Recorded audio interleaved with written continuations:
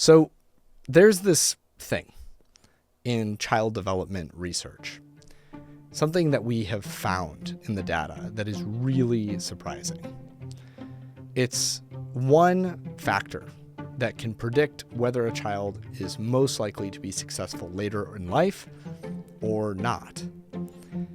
And it's not the things that you might think. It actually has nothing to do with the inbuilt biology of the child. It's not intelligence. It's not grades. It's not sports. It's something really surprising. It's whether or not they did chores.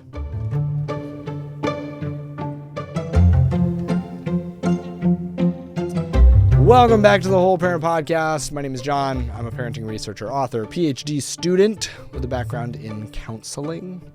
And I'm also a dad of 4, which means I see what actually works, not just what's supposed to work, day to day, and what's, just good on paper. So here's where I've found these massive gaps in parenting advice, right? On the one side, we have research, brain development, behavioral neuroscience, attachment research, developmental psychology, and all of that is incredibly valuable, but it feels really abstract and hard to apply and disconnected from what's actually happening in your home when your kid's melting down or completely ignoring you. And then on the other side, you've got the influencer, mommy blogger, parenting advice, tips and scripts and quick fixes. And some of that seems to work in the moment, but usually it falls apart when things get kind of intense, or it just doesn't hold up across other situations, or it works for a little while, but it stops working. This podcast in its totality is designed to fill that gap. We're trying to take science and translate it into something that you can actually use. So today it's just me.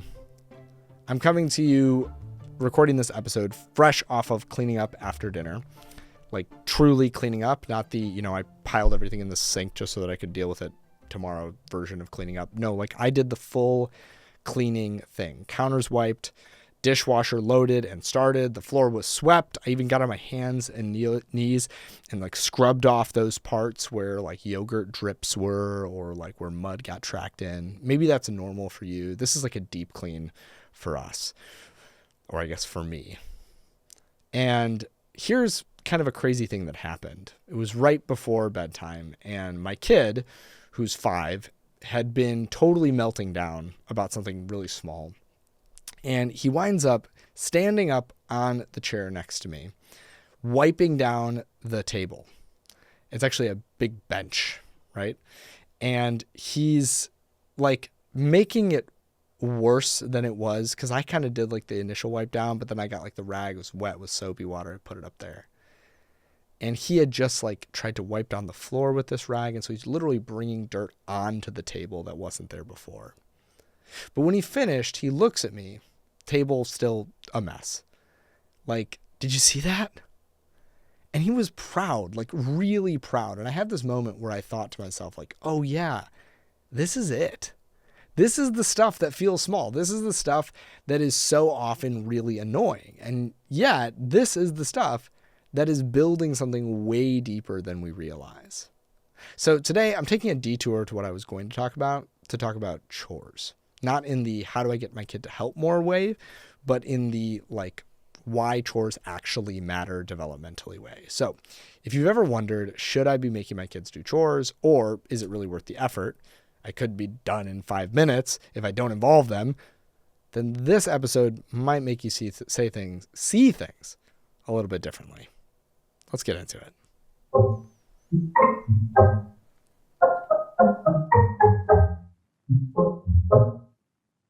So let's just be real about this topic for a second.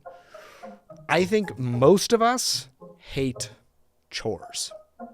We hate it even more when it takes 10 times longer to do the things that we have to do, because we wind up involving our kids and we end up just doing everything ourselves anyway, right?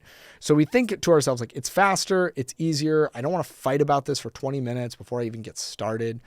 But slowly, without even realizing it, we wind up removing our kids from their rightful place as a contributing member to our family. And we kind of let them go play quietly while we just do a quick tidy up, right? And then for them, it feels like we think that it's feeling kind in the moment, but in the long term, we're actually taking something that's incredibly valuable away from them. So I want to break down first what the research says on this, and then I'm going to go over 4 reasons why chores actually make way more sense than you think. And then at the end, I'm going to give you 3 chores that I think basically everybody should absolutely start having their kids do starting now, starting today. So that's where we're going, and here we go. We tend to think about chores about like as if they are some form of responsibility, but what research actually shows is that it's actually giving our kid a sense of belonging, right? Not like burden, but belonging. So when a child contributes to a household, even in these kind of small, innocuous ways, they're not doing a task. They're learning, hey, I'm a part of this thing. Like I'm a part of something. And what I do affects other people. And this is a critical like developmental milestone for our kids to understand, because one of the strongest drivers of emotional security is when kids feel like they belong to a system, not just like they're being taken care of, but that they're actually contributing to the whole system, right? The family system. And so what we see is like research out of Harvard, highlighting that chores are helping kids understand what unseen work is that keeps the family running, which in turn builds empathy for their parents and perspective taking, and it sets them up to be someone who actually contributes in relationships later on. Never forget that really perspective taking and empathy are the basis for all healthy relationships. And people often say to me, like, how do I get my kid to not be entitled? And one of the main ways of doing this can be with chores, not because we're like burdening them with things to do, but because of what I just said, what Harvard's showing us, right? That it gives them a sense of empathy and perspective taking, which we now know perspective taking is like the opposite of entitlement. So the first takeaway here is that chores are not about making kids helpful to us, right? It's not about making our lives more convenient. They're actually about helping our kids feel like they matter. So that's number one. Number 2 is that chores tend to build self-efficacy in kids. So just that sense that like they can do hard things, like that sense that they can accomplish things. This is one of the biggest predictors of long-term emotional mental health, as well as what I said at the beginning, like success. So it's more than intelligence, it's more than talent, is this concept of self-efficacy, an internal locus of control. Do I believe that I can figure things out and I have agency over my life? Like, do I think that I can do things, can do hard things? And chores are one of the easiest, simplest ways that you can build that in a kid really early on, because they give kids this clear, visible task, right? With a clear, visible outcome and a sense of completion when that task is completed. And so what the research is actually showing us in this is that kids who regularly do chores early on, like literally 5 years old, kindergarten, like I said, my son is 5, he's in kindergarten, tend to show higher levels of self-efficacy, and that then generates stronger academic confidence in every aspect, athletic confidence if you care about that, because like it's the self-efficacy kind of filters into all things. And so even in social skills, like they have better social skills because they have this sense of this underlying confidence that they can do hard things. And it's not just correlation in the moment, it holds true over time as well. So in one large-scale longitudinal study, so this is following kids for a long period of time, not just at one snapshot, and it's a large group, it's like 10,000 kids. The kids who did chores more consistently were likely to see themselves as capable in school more than the kids who didn't, feel more confident in peer relationships, and show more pro-social behavior, which is, things like helping and cooperating and contributing and just generally being like a contributing member of society. And here's why I think that happens, or why the research shows me that happens, is that chores give kids these repeated real experiences of like, I did that thing. I did something. It worked. I can do it again. And those repeated, remember, like the way that our kids learn things is not, I did this big thing once. I think that's a lot of us as adults, we the things that stick in our memories are the big moments often, or we think that those are the things that stick in our memories. What we actually know is that confidence and self-efficacy and these things are built by small, repeated victories. It's kind of like, okay, I go to the gym and I try to like lift this really big weight one time and I'm like, yeah, I really worked out today. No, like that's not how you get stronger. How you get stronger is by going every single day and doing a little bit, right?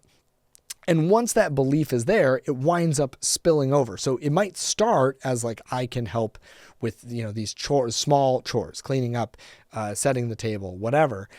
It winds up spilling over into other aspects of their life. So in school, it becomes like, I can figure that out. In friendships, it becomes, I can, figure out how to solve this problem that I'm having. In other life challenges, it's I don't have to give up right away.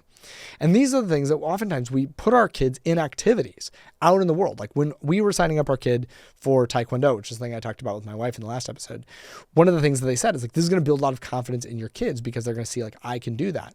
But like, you don't have to pay hundreds of dollars for Taekwondo classes and like take them to a place across town to do that. Like literally in your kitchen, you can build those exact same skills. And it's not that these chores are directly making the kids like smarter. It's that they're building an underlying belief system that eventually drives that success. And that's the thing that I really want to hone in on here. And then the third one, which I've already kind of alluded to at the beginning, is that chores build empathy and perspective taking. And this is like massively underestimated because I can't tell you every single counseling relationship that I've counseled. So, and I'm talking about adults now, right? I'm not talking about kids. When I do marriage counseling for somebody, I can tell you without a shadow of a doubt, the thing that is lacking in 99% of cases is not like this abstract communication, which everybody says. Like it's not infidelity, although that's sometimes a problem. It is always perspective taking and empathy. Like if I can get both people to do perspective taking and empathy, I can almost always figure out a path forward with them. But if you can't, then you can't. And this is so predictive of long-term success in all aspects. This is just like being a good human, is perspective taking empathy. So it's like, it literally does not, like empathy cannot come from being told like, let's think about how this person feels. It comes from repeated experiences, the same way that confidence is built. And so when a kid helps you clean up, or helps the family, I should say, clean up, they're not helping you, they're contributing to the family, or cook, or carry the groceries in, or organize. Like when they do these things, they start to see like, oh, this doesn't just happen. These things, effort goes into all of these individual tasks. That subconscious or invisible labor of domestic labor of the home.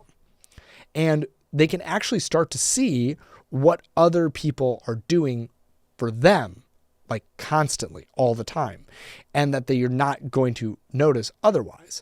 And so there's this other thing out of Harvard, and I'm going to look this up right now. It's the Making Caring Common project.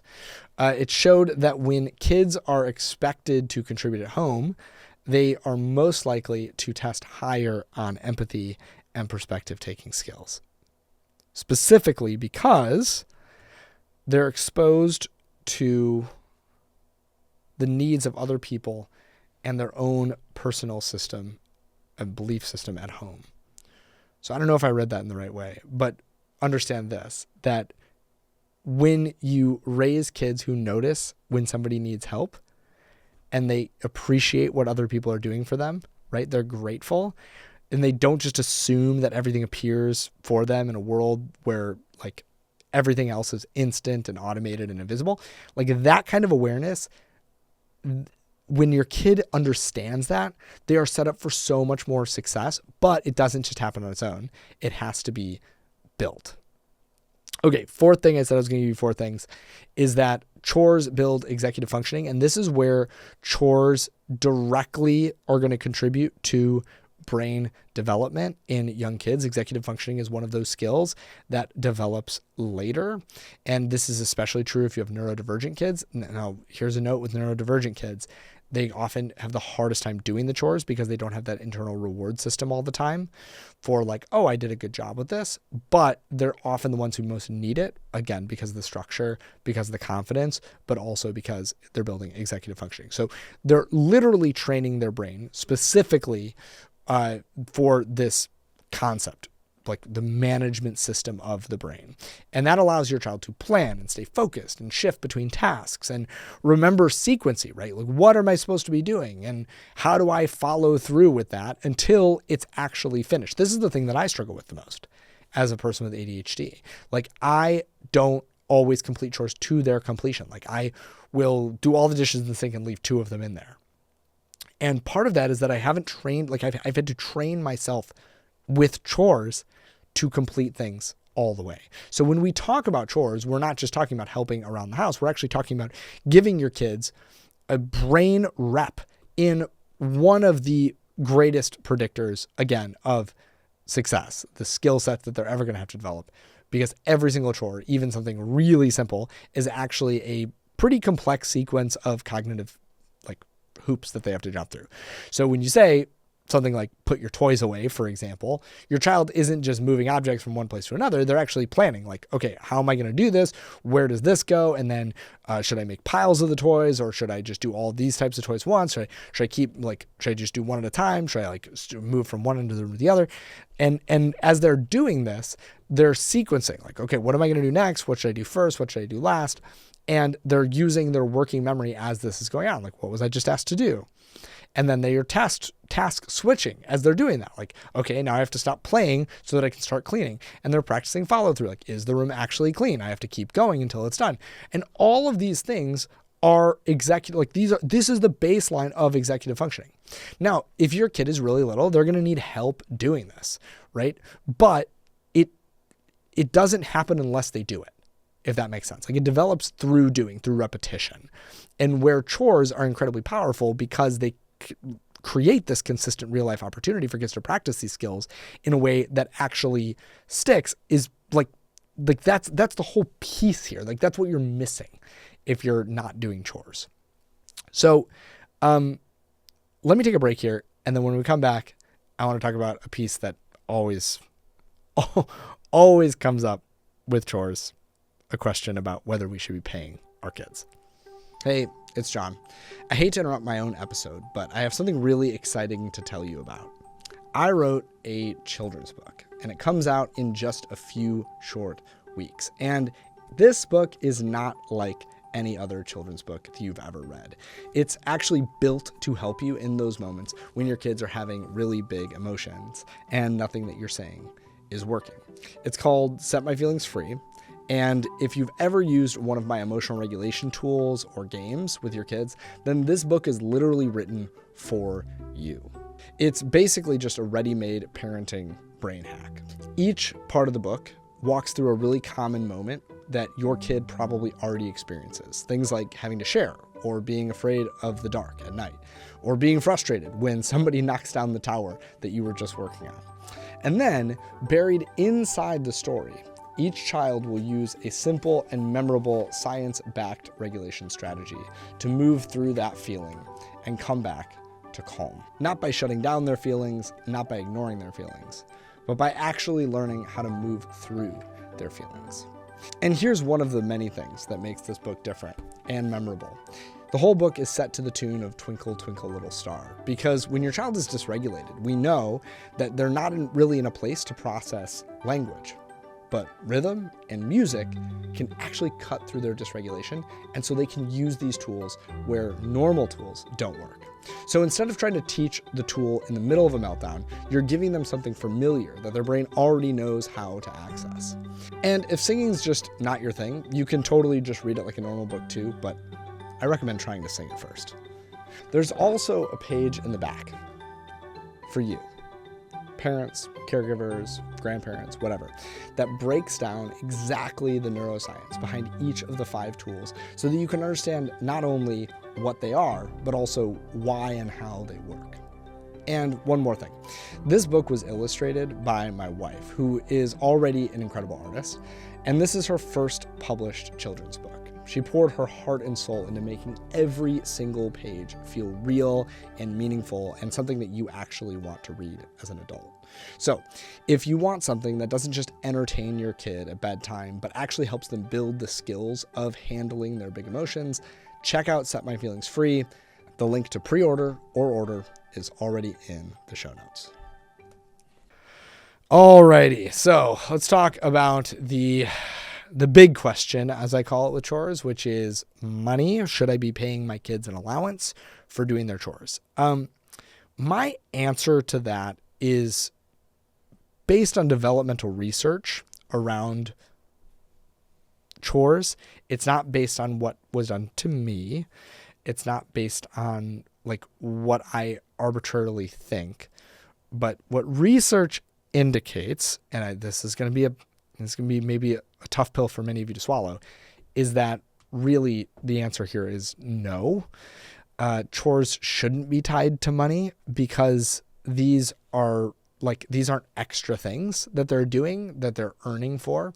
These are a part of being a part of a family, right? Like they're not going to be paid to do this in their own home growing up. And if we tie every single contribution to payment, we're actually wiring their brain to think, okay, I should only help if I'm going to get something out of it. And that's not pro-social. Like that's actually anti-social thinking. That's capitalist thinking. And I'm not going to go in like a big anti-capitalist rant here, but it's also just like impractically, like it's in practicality, it's just not how real life works. You don't get paid to clean your kitchen. I hope. If you do, like, let's talk about that, but you don't get paid to do your laundry. You do it because you're part of the team. Now you might pay someone else to do those things if you're, affluent and you need help doing those things or something. But if you're just talking about the actual contribution to your family, like we don't pay our spouse to do those things. So I would say no to that. Now, can kids earn money? Like in general? Sure. For sure. For extra things, right? So like if this is something that my dad did with me, and again, I'm trying to like separate this from chores because chores are a place where you shouldn't be putting monetary compensation. But if you, like my dad used to paint one side of my house. I lived in a wood house. He used to paint one side of my house every year. So every 4 years, the whole house would be painted. If I like scraped all the paint off of one gigantic side of my house, like my dad he'd pay me by the hour or something. But that was not like a baseline expectation of contributing to the family. Like I wasn't getting paid to do the dishes. And I think that was just intuitive for them. But unfortunately, it's less intuitive these days, I think. And it just winds up kind of creating this issue. We're trying to incentivize it, right? Like, and we were trying to give our kids money. And I'm not even saying that you shouldn't give your kids like an allowance in general. Like every week they get a certain amount of money.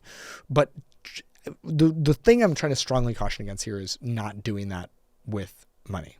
So if you want to know the place to start here, I think that there are 3 really simple ones that basically kids from age, let's say 4 on, should be at least, we're at least starting to introduce these things. The first one is just the most natural consequence that you can possibly have, which is if your kid makes a mess, they should at least assist in cleaning up their own mess. So whatever they can use, they can clean up. So if they can take out the toys, they can put the toys away. If they can go get their own food, they can put the food back where it goes, or they can bring their dish to the sink after they're done. If they're taking out the markers and taking all the caps off the markers, they can also put the caps back on the markers. And they don't have to do this perfectly. Like the goal is not that you don't have to do it. The goal is the habit. When you make a mess, you clean it up. And I'm going to just say for the record that I wish somebody had taught me this earlier in life. I'm still learning this. Like I'm the type who just like leaves it all around the house. Then I have to do a big clean at the end of the night.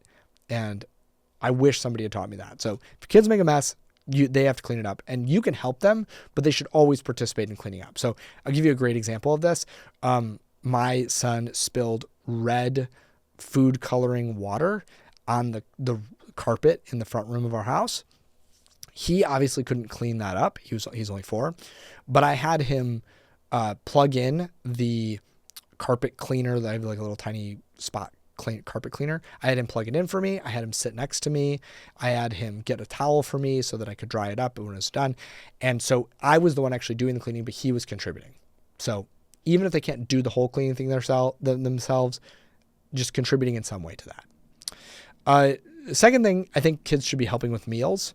And you can start this so early, like way earlier than most of us think.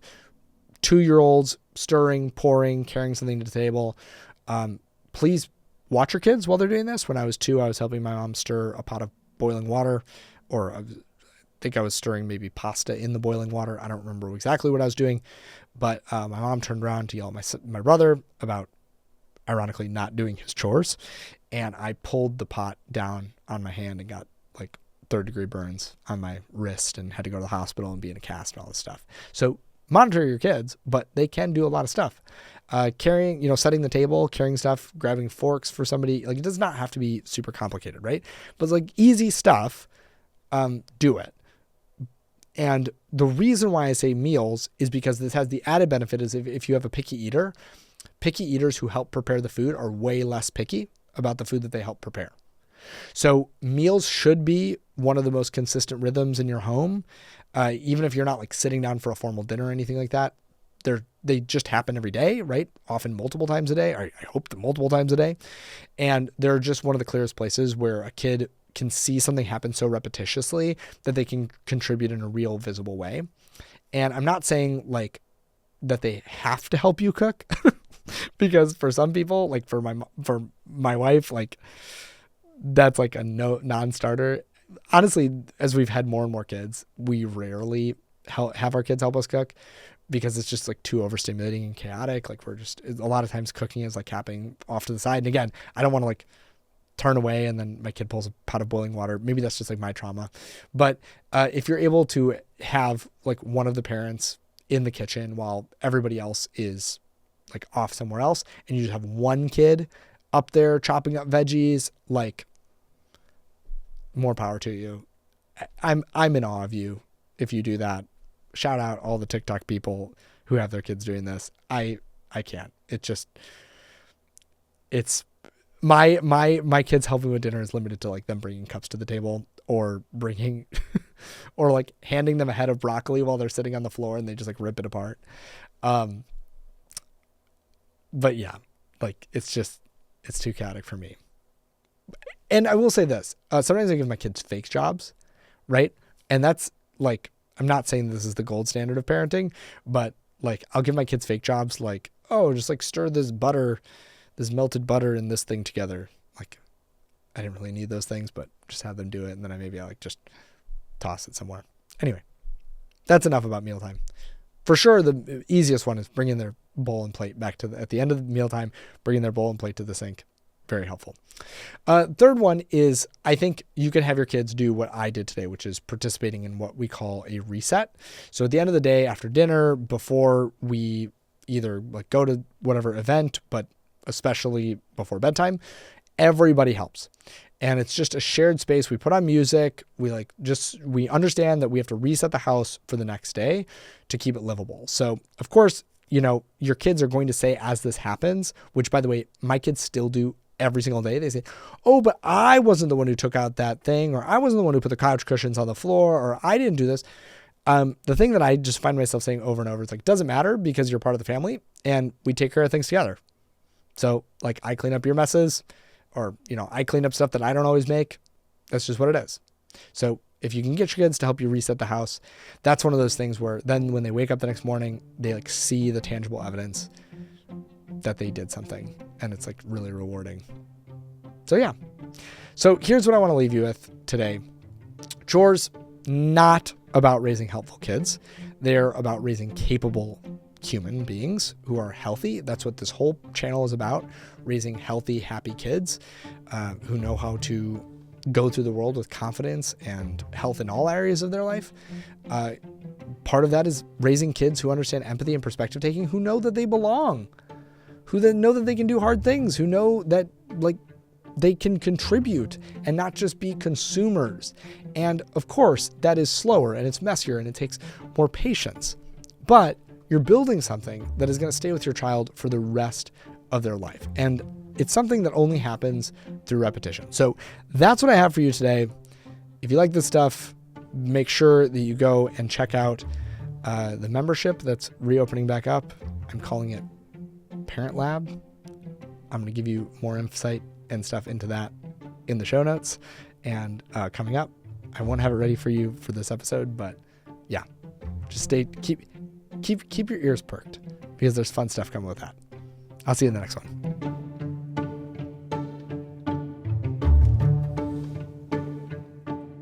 Thank you for your time listening to the Whole Parent Podcast today. I hope you got something out of it. I have a couple quick favors to ask of you as we end the episode. The first one is to jump over on whatever podcast platform that you are listening to right now and rate this show 5 stars. You'll notice there are a lot of 5-star ratings on this show, whether that's on Spotify or Apple Music or Apple Podcasts. We have a ton of 5-star ratings, and it helps our podcast get out to more people than almost any other parenting podcast out there. And so it's a really quick thing that you can do if you have 15 or 20 seconds. And if you have an additional 30 seconds, I'd love to read a review from you. I read all the reviews that come through. If you particularly like one part of the podcast, or you like when I talk about something or whatever, imagine that you're writing that review directly to me. The second thing that you can do is go and send this episode to somebody in your life who you think could use it. Think about all the parents in your life. Think about your friends, your family members who could use a little bit of help parenting. It's vulnerable to share an episode of a parenting podcast with them. I get it. But imagine how much better your life is as a result of listening to this podcast, of following me on social media, of getting the emails that I send out. You can share that with someone else too. And so I encourage you, just go over, shoot them a quick text, share this episode with them, or share another episode that you feel like is particularly relevant to them. The last thing you can do is go down to the link show notes at the bottom. And like I said, in the mid-roll, you can subscribe on Substack. It's $5 a month or $50 a year. I don't have that many people doing it, and yet the people who are doing it have made this possible.